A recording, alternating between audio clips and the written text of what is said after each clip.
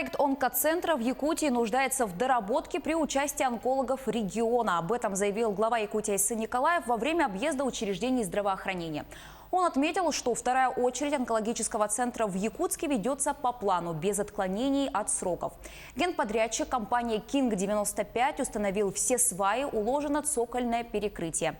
Пока объявлен технологический перерыв до апреля следующего года. Далее подрядчик продолжит работу.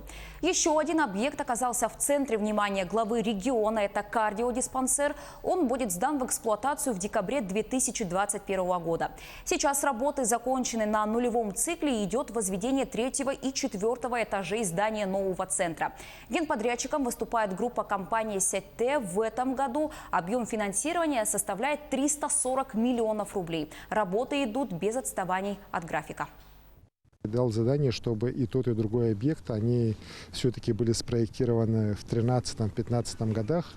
И с тех пор уже технической части и по кардиологии, и по онкологии достаточно серьезные уже изменения произошли. Появились новые методы лечения, появилось новое оборудование, более качественное. И, конечно, нам хотелось, чтобы к моменту ввода этих объектов в 2022-2023 годах наш медцентр был не уровня 2013-2015 года, а наоборот был одним из самых современных в нашей стране.